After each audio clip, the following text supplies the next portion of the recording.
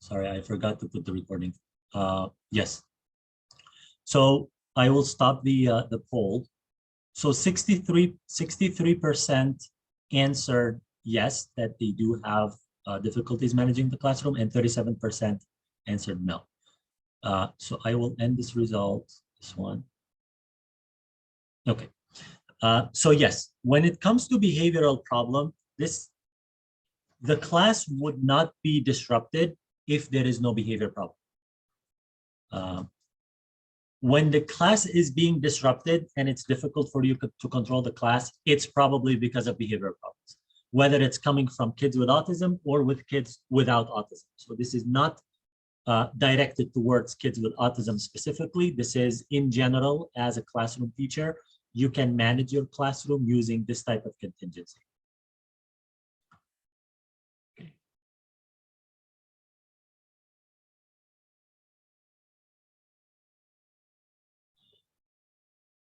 All right, let's go for the second question. So it says, do you have a reward system in your classroom? Which, from my experience, I know that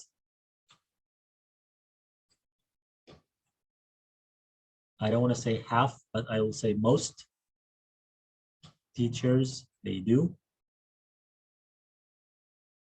Okay, someone said praises, right? Excellent. So most of the answers are yes. So 88% answered yes, 12% answered no. Tokens, very good, excellent. Yeah, great. 89% they said yes, perfect. 11 said no, that's fine. Okay. Okay, here you go. So this is the result. 89 said yes and 11 said no. Having a reward system, extra activity time. Okay, all right, very good. So it's very good that you have a reward system. The most important part is it working or not? Or does it work, or does this system that you have in place, you might have one, but it's not as effective as it should be, maybe, for example. So if it's not working, you can look back into it and see from what we're going to talk about today, how can you modify it? How can you use that same system that you have based on the group contingency that we're talking about? Last 5-minute break. Okay, yeah. So there's a lot of ways that you can have a reward system, but I'll tell you what my opinion is at the end of this. Okay. The second type of group contingency is called dependent group contingency, aka which is also called the hero. So the dependent group contingency offers a reward to an entire group based upon the behavior or performance of one or more of its members. So it's not the whole group, it's either one or more of,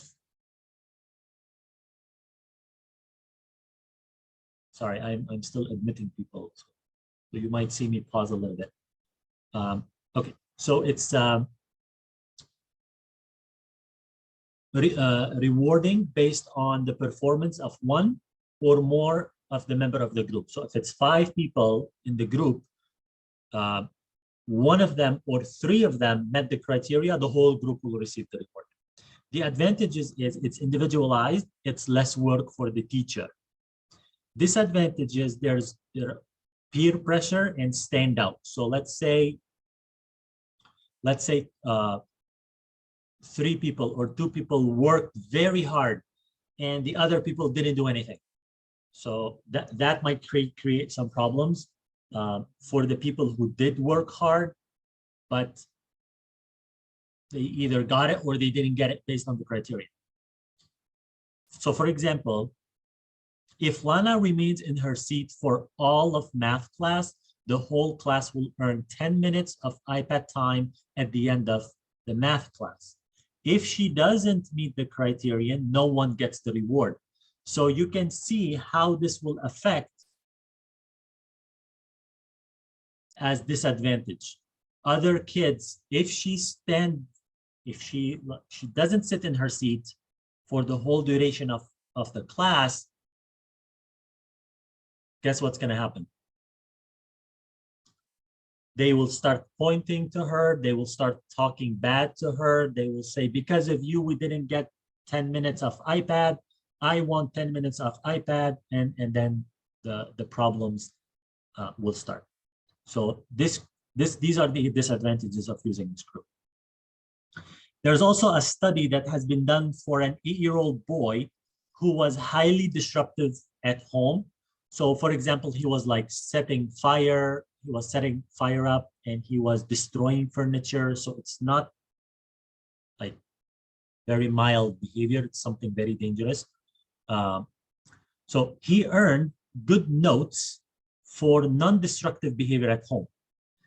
And he received a good note, which is a daily card report from the school each day that no destructive act took place. Each note that he received from the school was exchangeable for juice, recess time, and 5 tokens the next day in the school. After he received 5 good notes, the whole class received a party and he served as the host. So he was the host of the party and all the class would receive a party, they would have fun, and they would like make it like a big deal because he met the criteria. And it was reported by the study that it reduced his amount of destructive behavior even at home.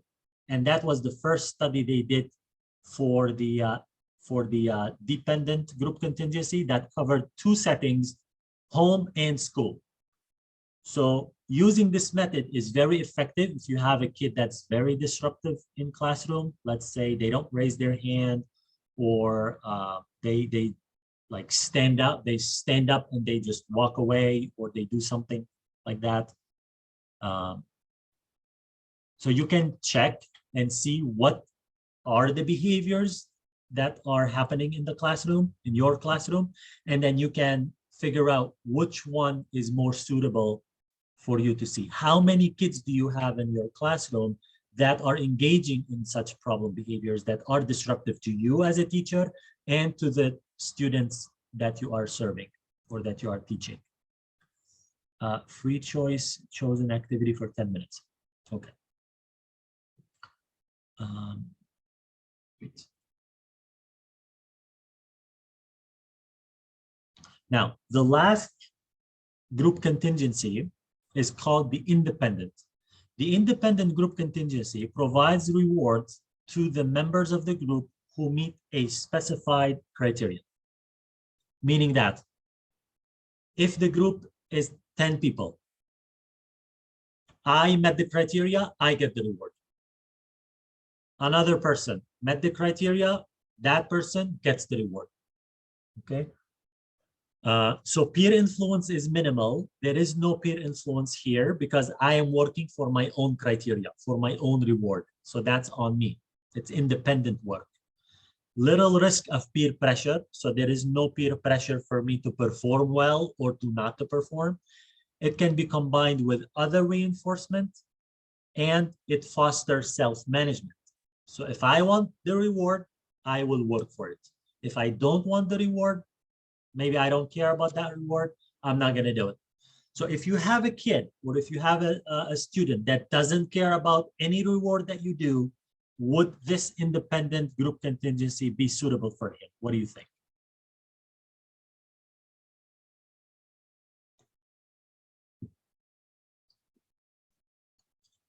You can use the hand raise button to answer if you would like, or the chat. Okay, someone said, no, we don't use this type of group contingency. Okay, Any other thoughts or opinions?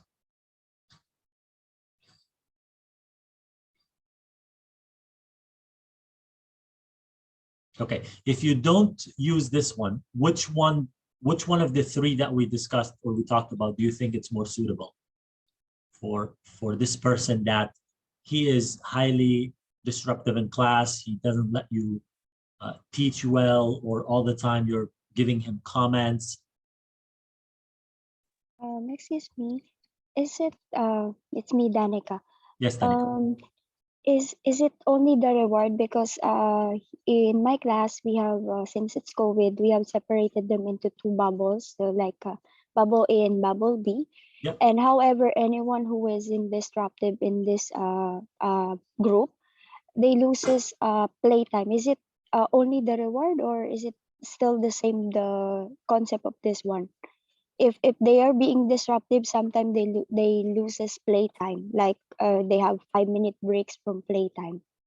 Is it Okay. the same concept with this, or is only for reward or giving tokens? I would not consider this as a reward system. I would consider this as a punishment procedure, because you are taking away something from them that Yeah, you are taking away something from them based on their disruptive behavior. So yeah, it's little bit different here. But let's say you have a kid that anything you say to him, like you will get this, you will get an iPad, you will get free time, you will get, and he yeah. says, I don't care, I don't care, I don't care. And he's always disrupting the class for some reason. It could be many reasons, but we're not going to go into that. Which type of contingency would you use? So it's not independent, okay, Yeah. because he showed no interest in any of the rewards that you are offering. Even if you tell him, okay, what do you want? He says, I don't want anything, I don't care. Like sometimes we do work with these type of kids. So what you would use is, I will go back to this slide, is this one. This one would be the appropriate group contingency for you to apply. Why? Because if you have that one person, the whole classroom will not get the reward, whatever it is. It doesn't matter, because he says he doesn't care about it. So you would choose a reward that all the class they want, or most of the class they want to earn it, and then you will put it on this person. You will say, if let's say Billy, if Billy stays in his seat for the whole class, for example, everyone will get a reward, or everyone will get recess time, or 5 minutes or 10 minutes free time. If he sits for that 10 minutes, everyone gets it. So everyone in his class will say, sit down, stay seated, stay seated. So peer pressure. This is what we mean, that there is peer pressure that might affect in a good way or a bad way. That's what you need to observe and to see what's happening. If it's good and it's giving you the results, then that's fine, keep doing it. So when he sits down for 10 minutes, and not for 10 minutes, let's say the whole class, and he was sitting down, you will give the reward to everyone. So you will tell all the class, including this kid, you guys just earned 10 minutes free time because Billy sat on the chair for the whole duration of the class. So the criterion you need to decide. You need to see what is the criterion that you want, set it, and then say to them, this is the criterion. If you're using dependent, you will say for this person, and then the whole class will get it. If you have two people that are disruptive, you will still use the dependent. You can still do it because it says one or more of its members. So you will say, if Billy and Jack meet the criterion, everyone will get the reward. So now both of them, they feel the pressure that it's their responsibility. That's why we say it's also, it makes you stand out. So 1 or 2%, if they meet the criteria, then everyone will get the reward. Okay. So the entire class would be eligible to get the reward, but only the students who remain in their seats during math class receive the reward. So this is a criterion. Sits, remain in their seats during math class, they will receive the reward. So let's say you have 5 students. If 3 students out of 5 remained in their seat, they will get the reward. These 3 students who sat in their seat, they will get the reward.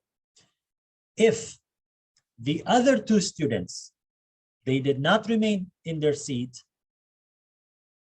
they will not receive the reward. So I think this is, it should be very clear to understand. Whoever independent is the easiest one. If you meet the criteria, you will get the reward. If you don't meet the criteria, you don't get the reward. Very straightforward, very easy.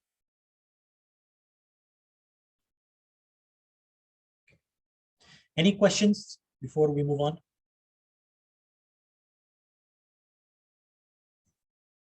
All good? Thumbs up? All right. Yes, please. Hello? Yes. Yes, I want to ask about a kid not achieving his task. Okay. Which one would be the perfect example for him? Thank you. You're welcome. So he is not like completing his tasks, or he's not getting the reward? Like he's not like getting the score or the grade that you want. He's not completing his tasks. He's not completing his task. Yeah. Okay, and the task is in the classroom or at home? In the classroom. In the classroom. Is he by himself or there are other kids? There's other kids. So him and other kids, they're not meeting the criteria for their class task, right? Yeah, you can say 2 or 3. 2 or 3. Mm-hmm. Okay, great. So you would choose between let me go back. You would choose between the interdependent or the dependent. So you would say, if you're using the interdependent, you would say all the class has to finish their task, including these 2 people that you're talking about. Everyone will get the reward. Okay. Or you might say, if your student or this student and this student, and you name them, if they meet the criteria and they finish their task, everyone will get the reward. The thing is that if you're doing the dependent, this one, for these 2 or 3 people, and you have 15 kids in your classroom, maybe you will have 7 or 8 kids who they don't do the task, but this is not your concern, because that's how the group contingency is set, is that if these 2-3 people are doing it, because these 3 people are your concern, not the 7 that they're not doing, because those 7, they are most likely to do it. Your problem is those 3 people. So you might say the dependent is... Actually, my target is one kid. He has autism, but he's very smart, but he's not achieving his task. One kid is my target. Okay, so one kid, not more. Thank you. Not more, yeah. Okay, so if it's one kid, you can do the dependent.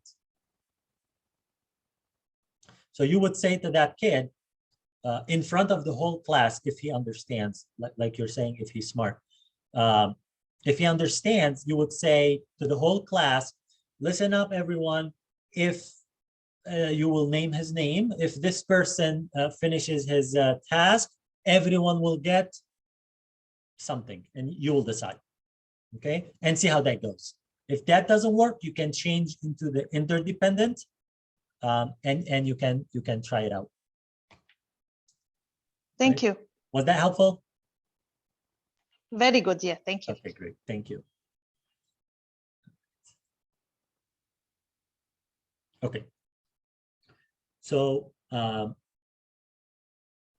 they used the independent group contingency in a general education classroom to decrease the disruptive behavior of 25 4th grade students.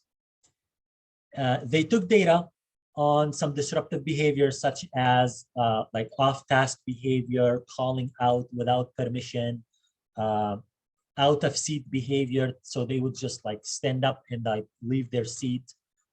So the teacher posted the rules that are related to paying attention. That was one rule. Seeking the teacher's permission. That's the second rule. So seeking the teacher permission before talking, that's the second rule. The third rule, remaining in their seats. She posted those 3 rules in the class. Everyone can see it. An independent group contingency was established whereby each student could earn a check mark under their name. So the teacher will put all the names of the class, okay? And she would check the name next to whoever meet the criteria. And she posted it publicly in the room during any of the intervals that that marked the observation period during the day. When a student admitted an appropriate or pro-social behavior, whether it's paying attention, whether it's getting permission from the teacher before talking, or remaining in their seats, she would check it and give them a check mark.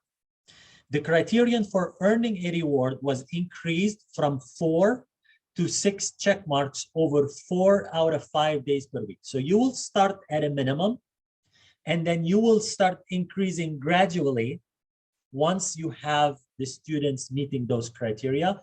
And by a few days or maybe 1 week, you will have everybody meeting the criteria and you will have a successful classroom management.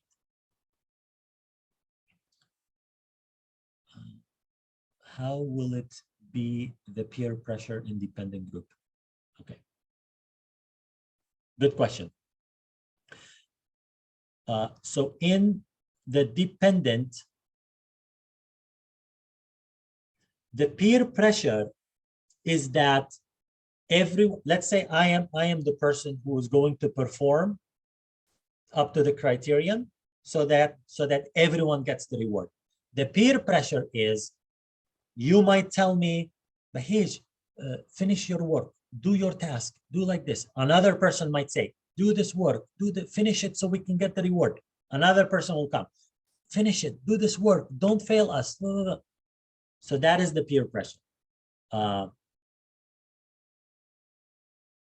There's a lot of, like, I don't want to say burden, but there's a lot of responsibility on that person to meet the criteria. That's how peer pressure or pressure will affect the kid. Some kids, they do like this peer, kind of an attention. Like, everyone is telling me to do good. Oh, I have to do good. So they do good. They do perform. If you have a kid that doesn't perform well under pressure, don't use this one.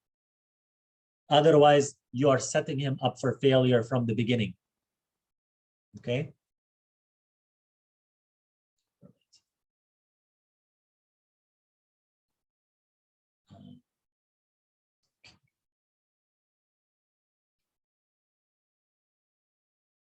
Thank you. You're welcome. Excellent. Great. Okay.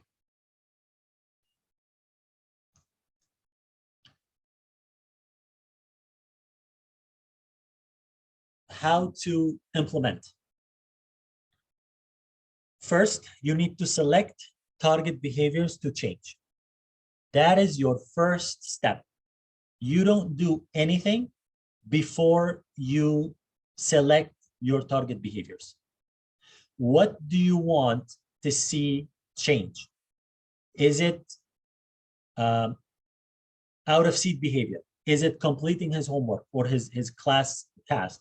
Is it putting away toys? Is it raising their hand before answering a question? Whatever, you got the idea. Second, you set the criteria for students. Third, you select the most appropriate group contingency between dependent, interdependent, or independent. Then you choose an effective reward. I want you to really be careful about effective, because some of the chat comments, they said that we give 10 minutes chosen activity for 10 minutes or free choice. Some kids don't know what to do, especially kids with autism. You have to tell them what to do sometimes or give them some choices. So be careful about an effective reward. Not everything in classroom is rewarding for a child. Maybe you need to get something with you or to give something extra that is not available in the classroom based on the preference of each student. So keep in mind that what's effective to this student might not be effective to another. And the last is begin to implement the plan.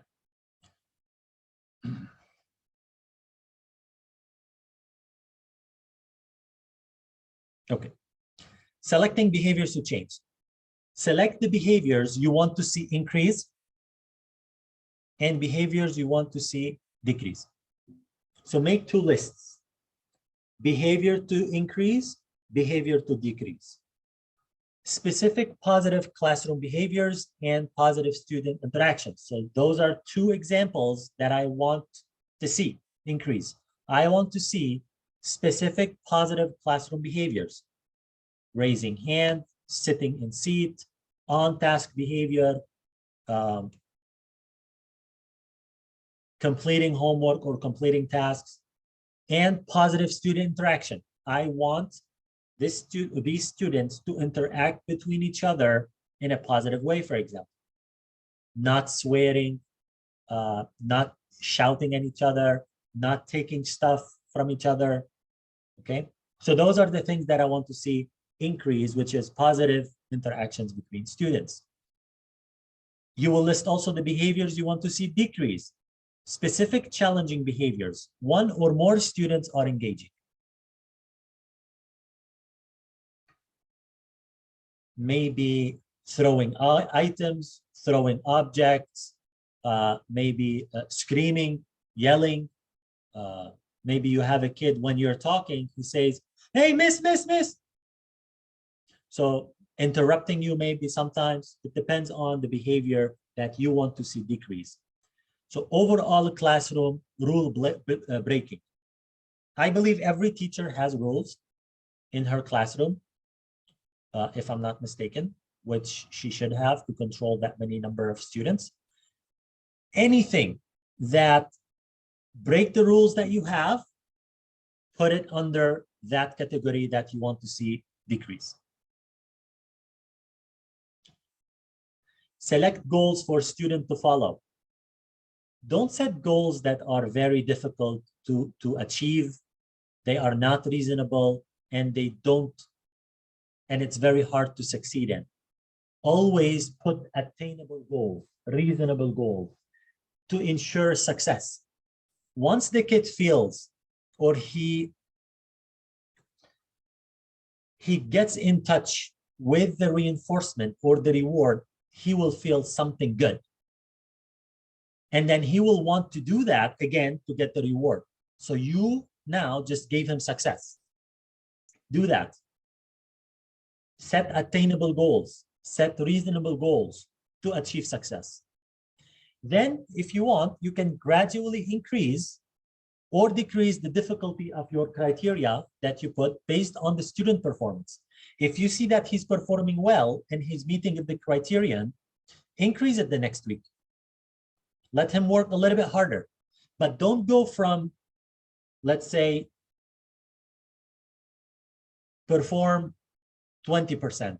Okay, now he performed 20% better, and the next week you put 80%. That's way too, the gap is too much. Go 20, 30, 40, 50, whatever, but go gradually. Don't jump immediately and increase the criteria.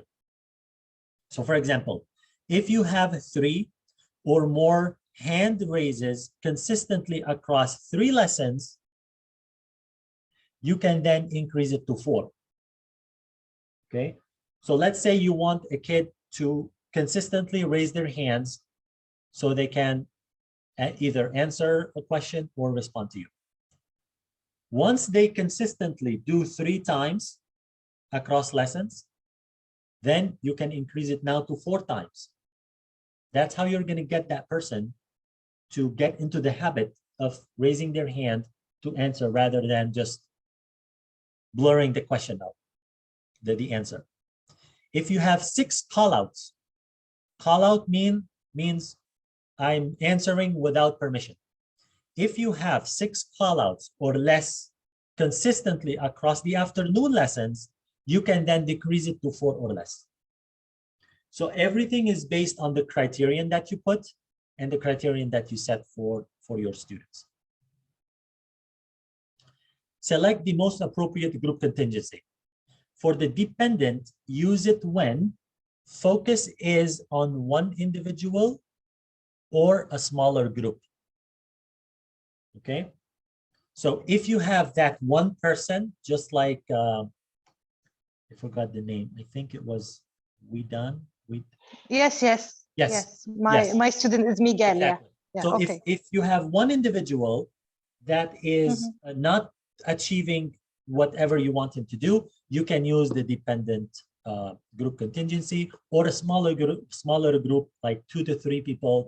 I would say 3 people the maximum, so you can manage and keep track of what they're doing. Students that respond well to peer pressure.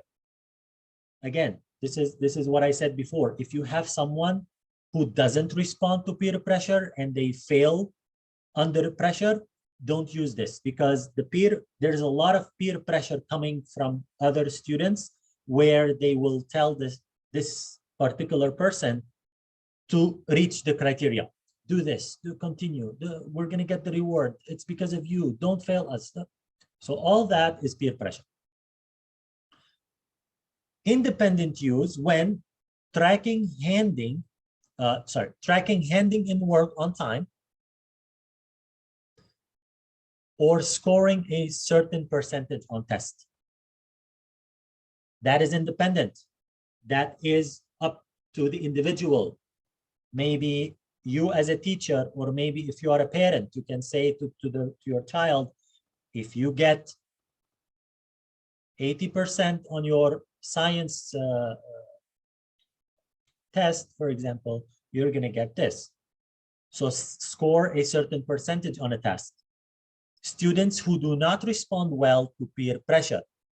So if the student that you are targeting does not answer or respond well to peer pressure, instead of using the dependent, you might use the independent for them to achieve their target. For interdependent, use it when students help each other. When there's a teamwork related assignment, it's very good to do the interdependent if there's a group and you want to do teamwork assignments. Many times in the classroom, especially for a little bit older kids, they put 4 to 5 groups each, like 4, 5, 4, 5, 4, 5. So now you have 3 groups.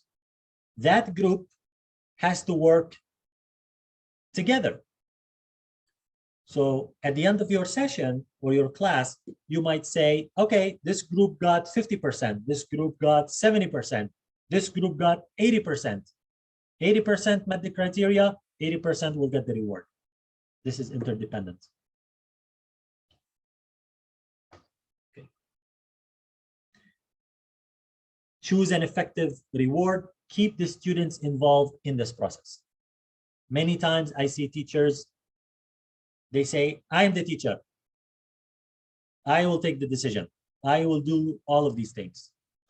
Well, that has been changing for a couple of years, where students that can be involved, it's more recommended, it's more successful to involve the students in whether it's a behavioral plan, whether it's your class, whether it's whatever. It's better to include the student in this process. Observe. Where are you going to implement this? In the science class, in the physics class? Is it going to be outside in the park or outside on the play field? When? Is it during afternoon, during morning, during break time? How are you going to do it? Okay, so once you have the answer to this, you will have a successful, effective reward. And then you can do a survey if you can, or if you know how to do it, do a survey to see if the reward is effective or not. You might ask the whole class, what do you prefer? And you might take notes for what they want to work for which age group it can be implemented. Okay, very good question. It can be implemented for, I would say, any year or grade where the student understand what you're saying. Like they understand. I would say maybe 5 years old, 5 to 6 years old. That would be appropriate for them. 6, 7. They do understand what you are talking about. So if they meet the criteria, if everyone does this, you get this.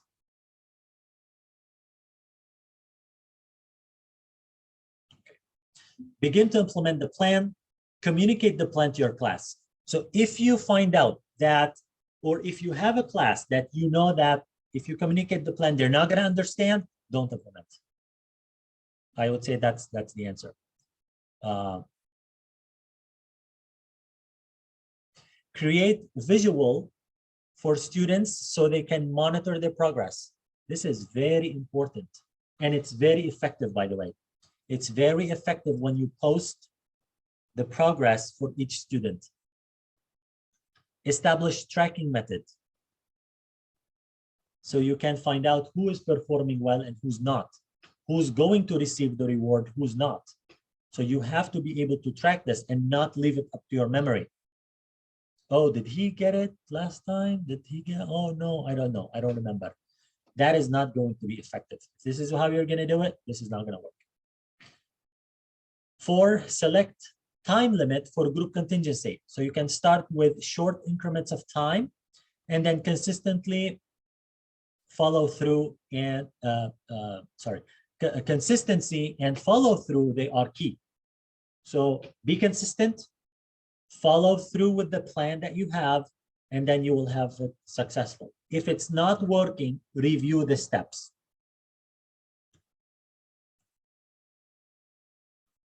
Review the steps. Where am I not doing it right? Is the criteria too high? Is the criteria too low? Am I having an effective reward? Is it an effective reward? Is it the right group contingency? Sometimes you have to try dependent. If it doesn't work, go for interdependent.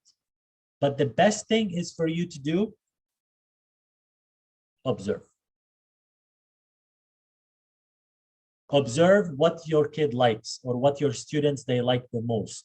Or if you have different students that like different things, put it on a paper. It does take some work from your side, but you will have a very successful classroom, and you will stand out from all the teachers in your school if you start implementing this the right way. They will say, oh my God, this teacher's classroom, they are well behaved, or they are very good at their grades. Why? Because you set up the contingency for them to receive high grades, for example. So it's all up to you how much time and effort you want to put into this so you can have a successful classroom. Okay, questions?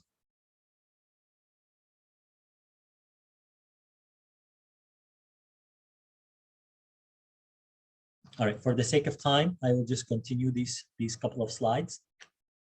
There's a game, you can also Google it. It's called the 3-jar game. It alternates between contingencies. I will explain. You will have the first jar, it's for behavior. You will have a second jar for who are you going to deliver, and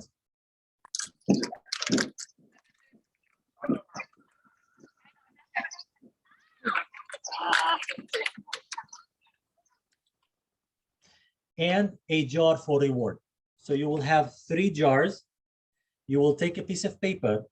You will write the behaviors that you want to see more of. So each paper will have behavior on it. Raising hands, staying in the seat, whatever, completing work. You will put them in the jar. The who, let's say you put individuals or you put groups, table 1, table 5, table 6, table 3, table 1, table 2. You will write on each paper, small paper, the name of the person, the name of the group, the table number, however you are doing it. You put that in the jar. And you will put all the rewards. You will get iPad time, recess time, free play, you will play basketball, whatever. You will write them down on each individual paper and you will put it inside the reward jar.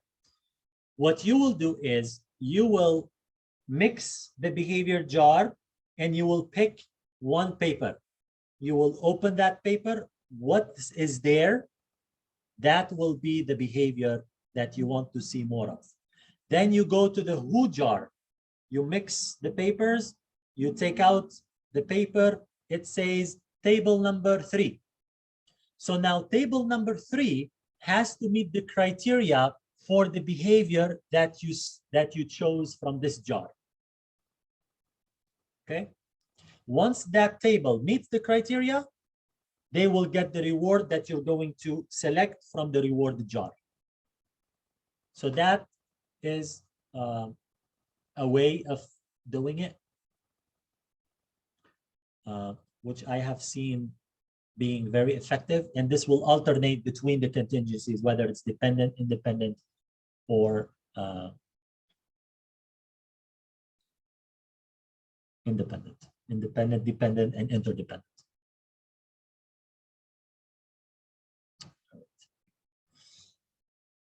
We have like 2-3 minutes.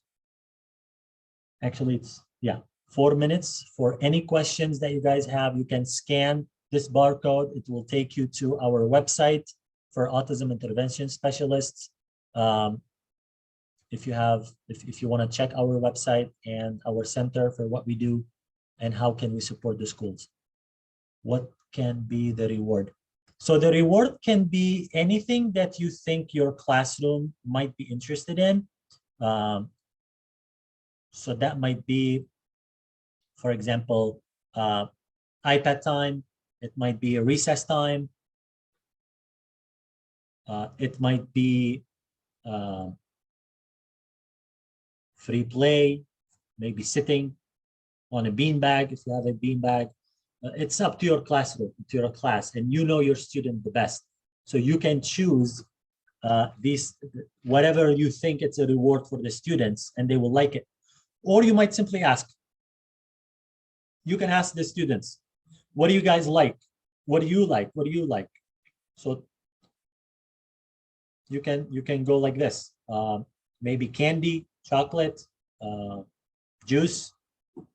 Very simple things. Maybe some small toys that you get from like a very cheap shop, maybe like 5 dirhams a toy or something.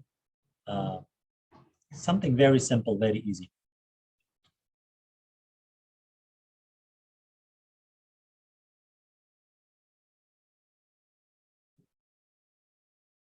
Okay.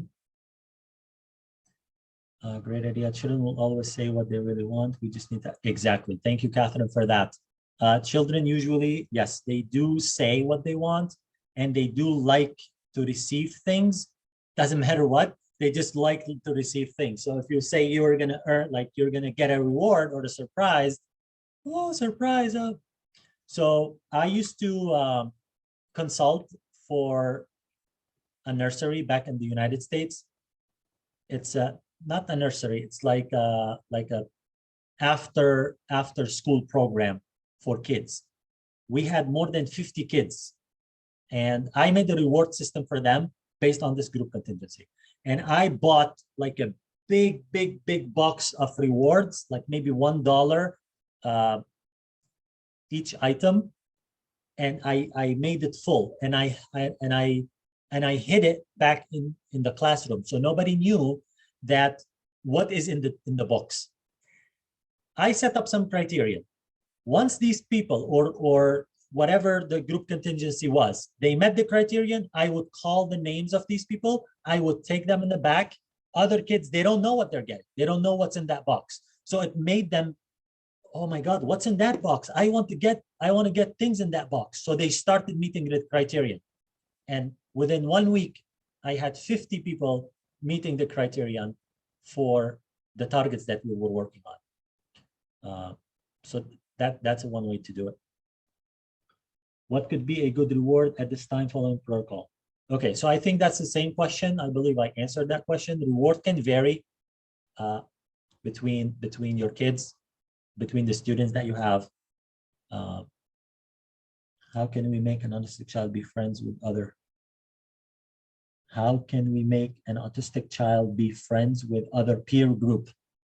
Okay, that's a little bit different. It doesn't include a group contingency. That includes a full behavior plan, a full plan on how to do that for social skills. We'll think how I can bring it into practice with children and FS1 age stage. Excellent, great. FS1, I believe, I'm not really familiar that much with FS1. Is that like 4 years old? Yes, okay. Yeah, yes. If you have a 4-year-old, listen, these kids these days, they are very smart. Like 4 years old can be very smart. They can understand, like, you know, more than 20 years old adults. So if they do understand that the contingency and what you're doing, then yes, you can absolutely implement it. Absolutely. I have a 3 years old, 3.5 years old girl. That is, I believe it's appropriate for that age to do. She's very smart. She understands everything. So it is appropriate to do that. Okay, guys, if no further questions, you feel free to sign out. Thank you all for attending this webinar. Thank you very much. Thank you, Widen. Thank you so much. Thank you. Thank you, Jesse. Thank you. Thank you, Danica. Thank you all for attending. Thank you, sir. You have a good weekend. Thank you, sir. See you tomorrow. Bye. See you. Thank you, sir. Bye. Thank you, Catherine. Thank you, sir. See you tomorrow. Thank you, Kay. Bye.